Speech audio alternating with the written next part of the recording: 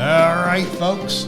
Welcome. It's another episode of the Gary and Mark Show, and I'm Gary. And I'm Mark. And today we're coming from Watershed. Yeah. But we have a guest down the road in Saluda. Yeah. And we're going to be talking with Mike Reeves in just a second. Yeah. But Gary, this is episode number 61. Really? Yep. 61. 61. Okay. And our last episode with Bob Bessel, remember World War II Oh, veteran? yeah. Well. That has topped 1,000 downloads, views. So Yeah, I guess we're going to have to visit him again, too, aren't we? we need to. Yeah. He's What a probably great going to turn guy. 103 before too long. Yeah. Mike's not nearly that old. Not quite. And if you add Gary and I up, would be, never won't get into that. We're not. Yeah.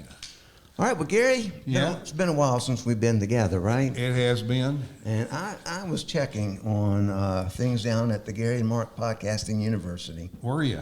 And I looked at the local paper, Uh-huh. the Watershed Gazette, Yeah, it comes out once every 2 weeks. something like that. Yeah. And this current issue, they listed, this is going to be shocking, the taxes owed by people, Uh-huh. late taxes. Yeah. And I'm going to show you.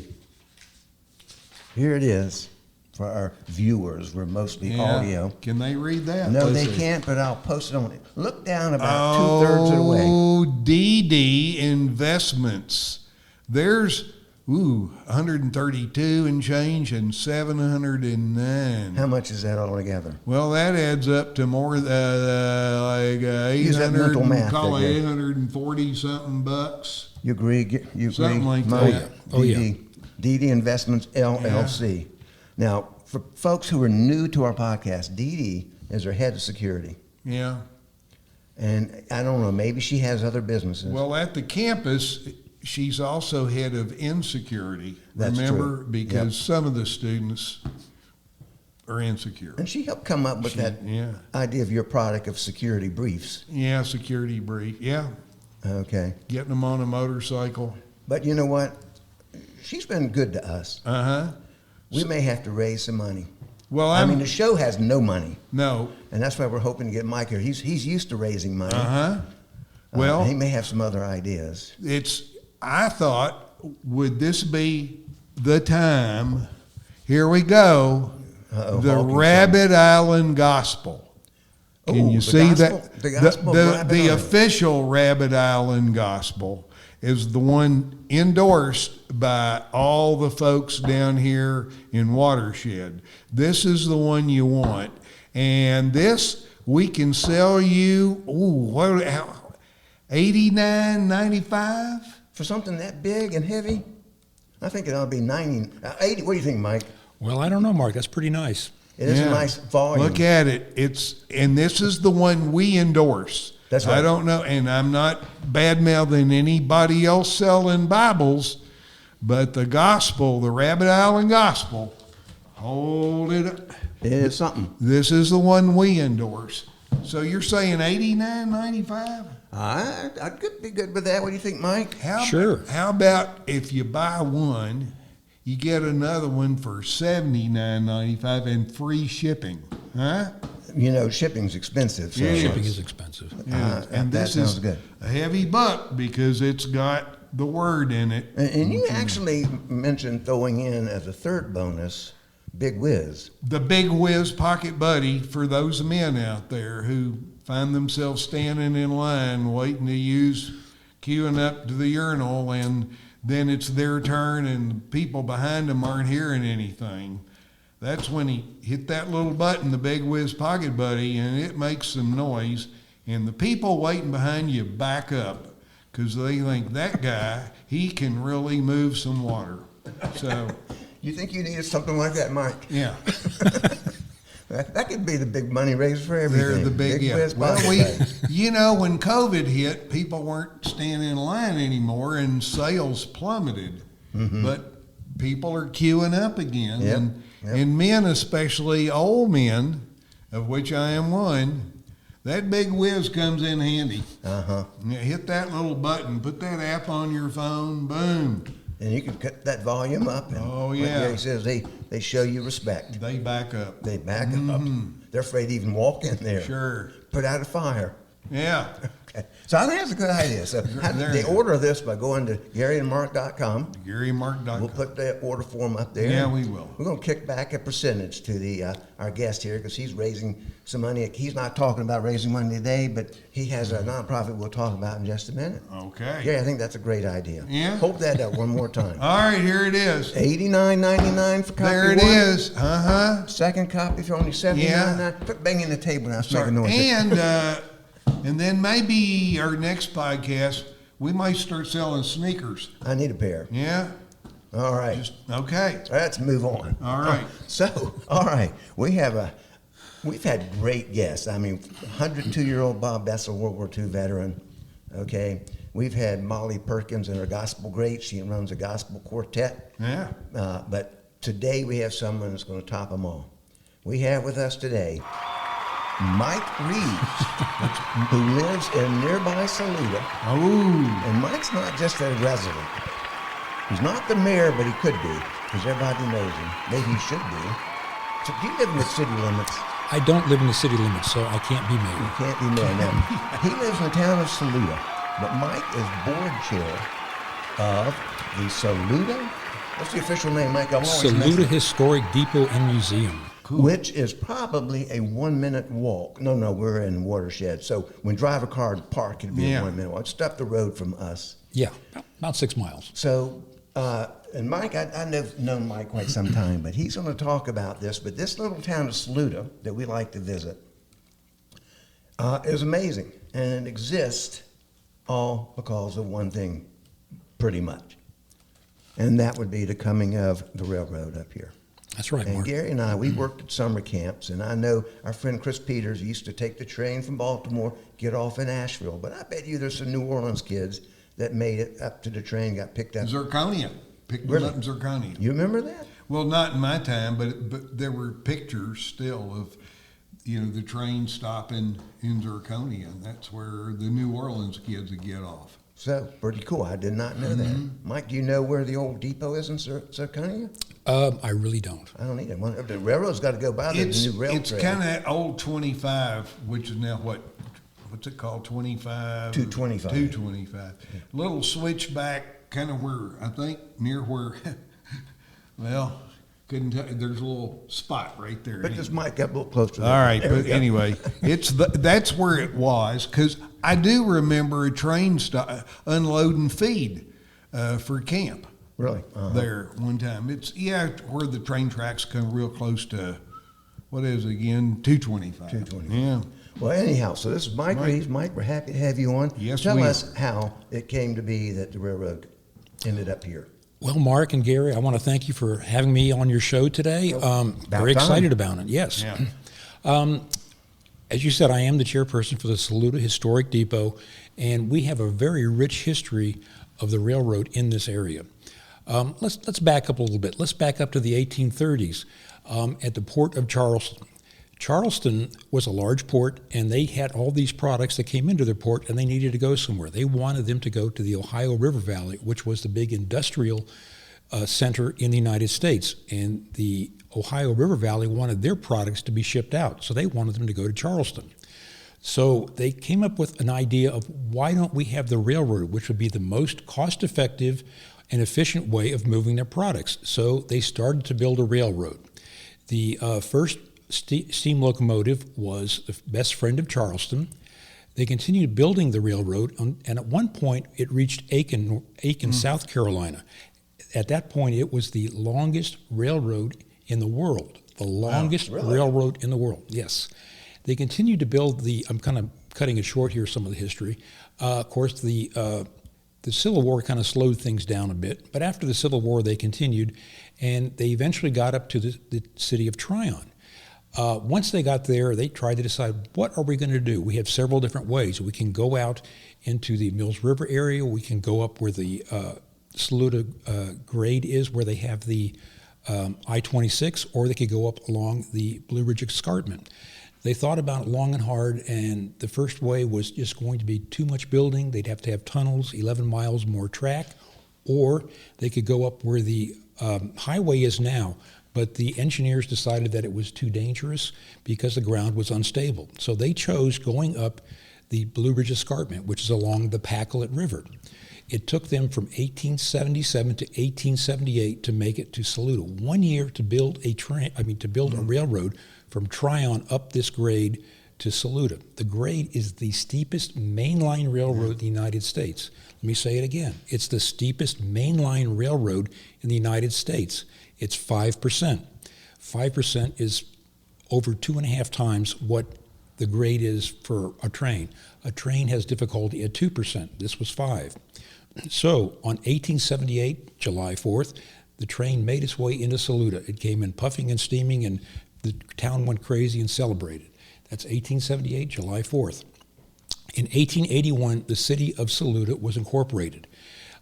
Before that, it was called Pace's Gap, which was basically a drover crossing, the Buncombe Turnpike, which I'm sure you've all heard about. Yeah. What's a drover crossing? A drover crossing is cattle, turkeys, pigs, sheep. Yeah. This is an educational show. We try to be educational.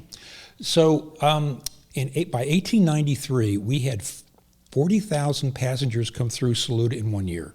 1896, we had 72,000 passengers come through in 1 year.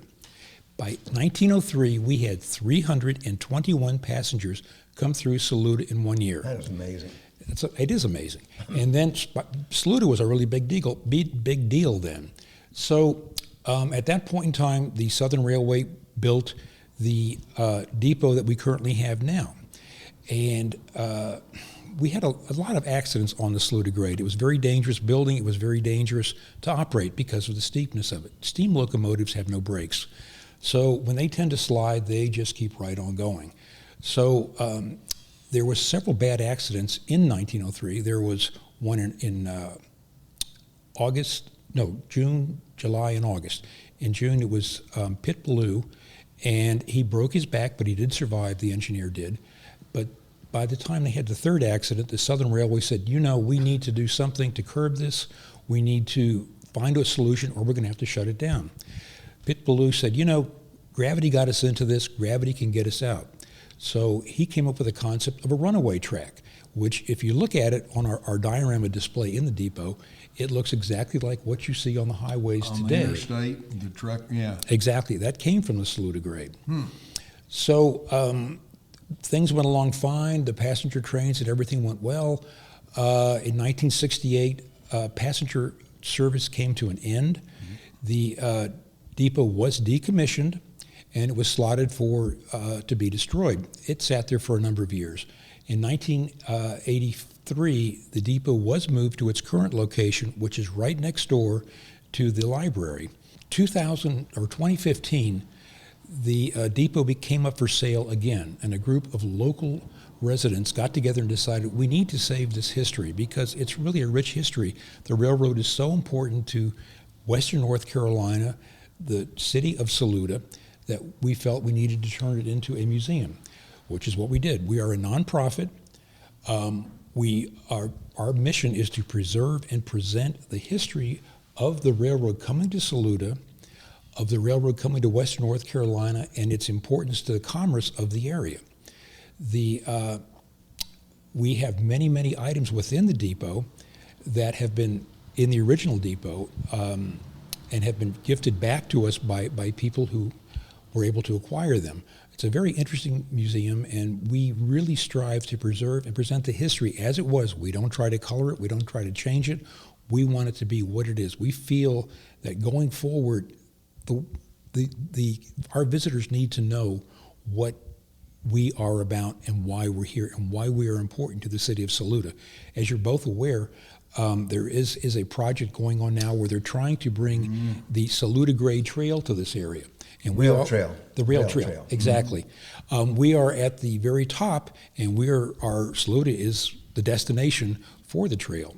At the top of the trail. But won't it continue to Zirconia, though? Isn't that part of the plan? It will continue to Zirconia. It's from Inman to Zirconia. It's roughly 31 miles. The funding is almost in place at this point, which is huge. Yeah. That's funding to buy the right-of-way or not to build? No. This is to buy the right-of-way. Okay. And then they have to do fundraisers again to try to get money. We could come up with something for that. Hey, you we guys sure could. Yeah. You guys are very creative. Yeah, we are. please come visit us. It's free. We also have the third Friday of every month, we have a Train Tales.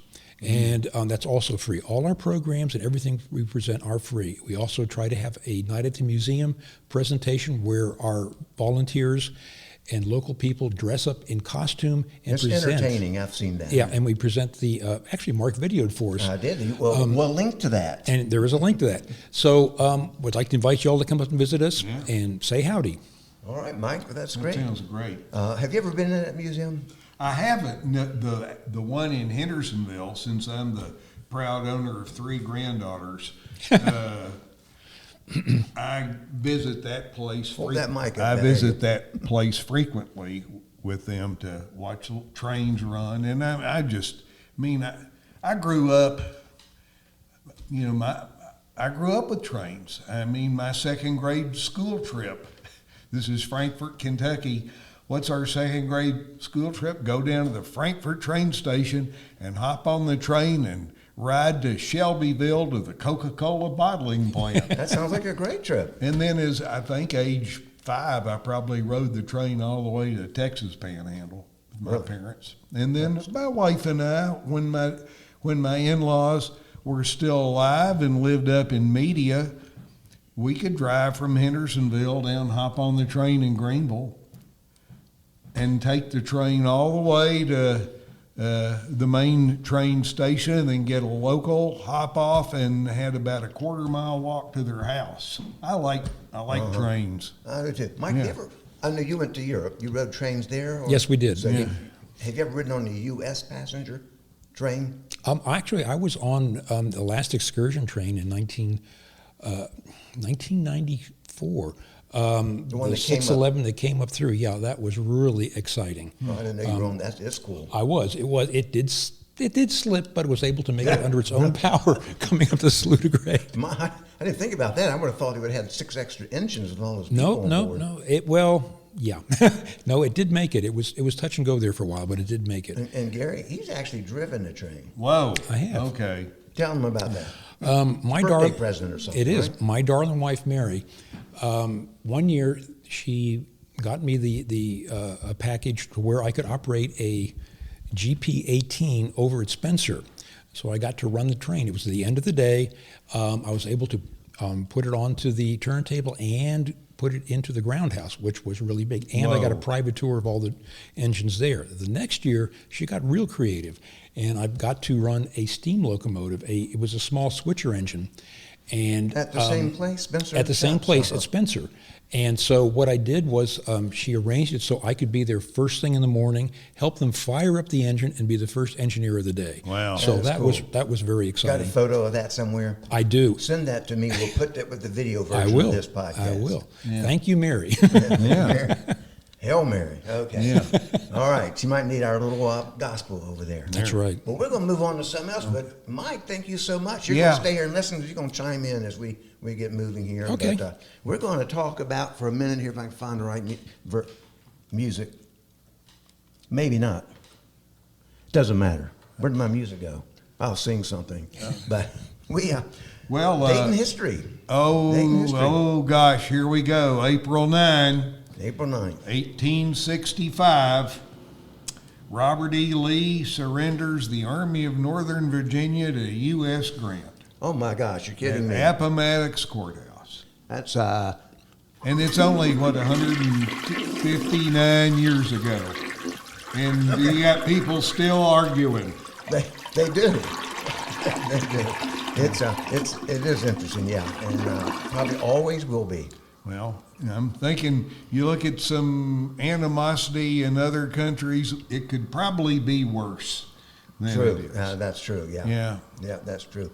I remember seeing photographs when they would have these reunions, even when there were plenty of people still living from both sides. They were pretty friendly of those usually. Especially the reunion at Gettysburg 50 years after, and that was, if you remember, who's the famous documentary guy, did the whole Civil War series?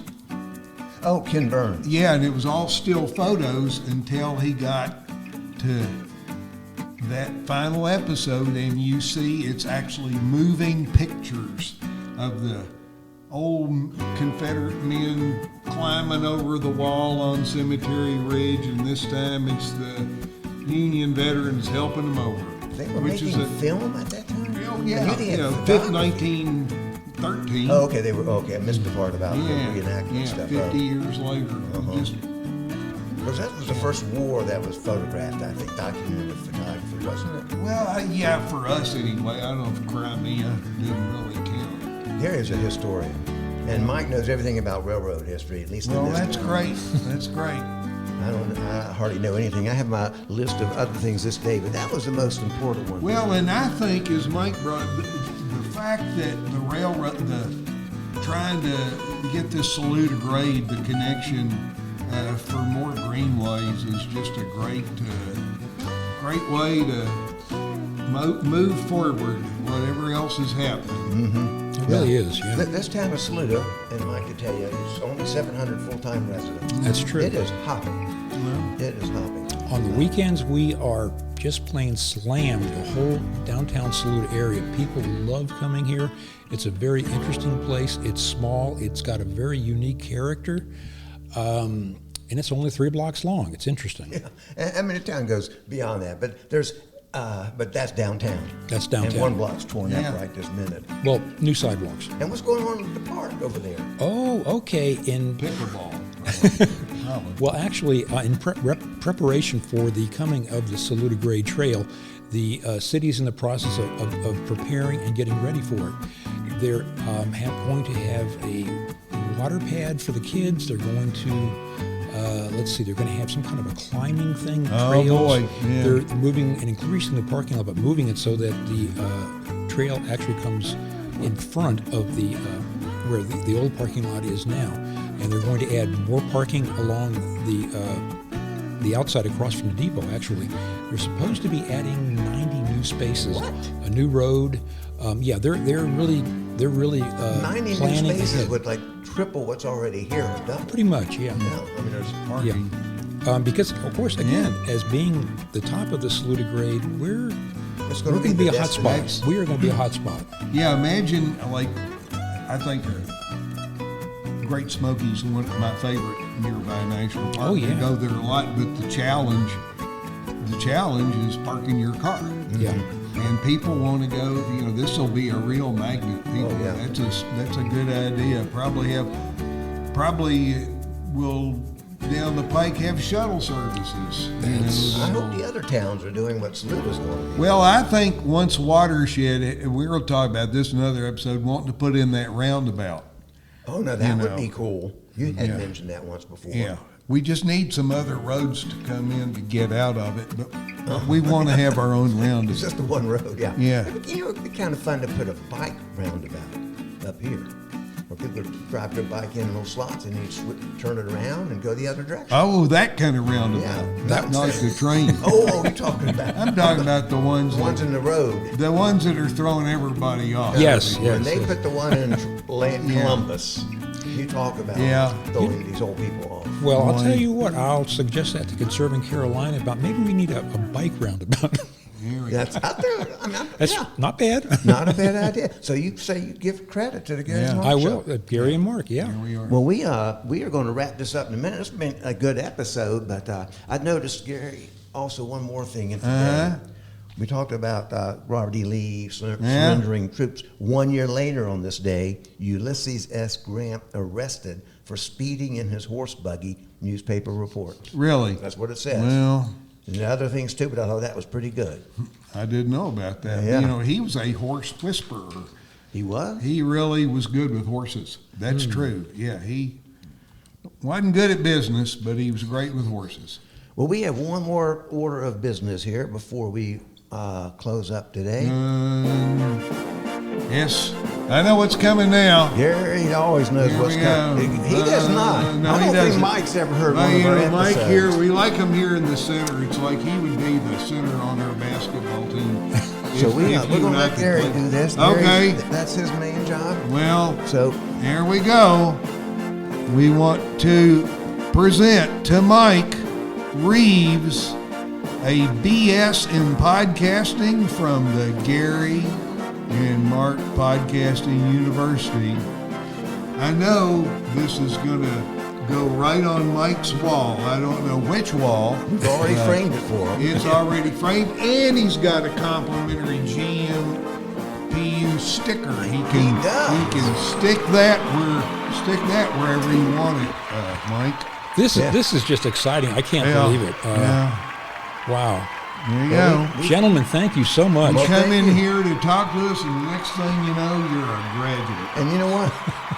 We could use a director of transportation. We could use that. Would you accept that position at the university? I think it would be definitely something I'd like to do. All right, you don't even have to be a graduate, but you are now. You're You are honored now. with honors. High honors. You know, one thing I've just noticed is that education is expensive, but talk is cheap. That's true. That's right. That's your motto, correct? Or I say education is painful and expensive.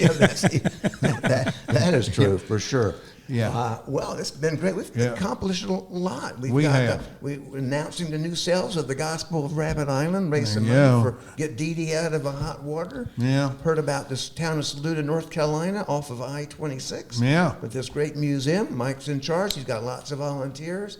I'm sure you'd get Gary. Gary could tell him. Yeah, Gary, you guys could join us. This would be very exciting. We'd like to have you. We could do that. We could draw all of our fan base. The ones, the living, ones surviving family.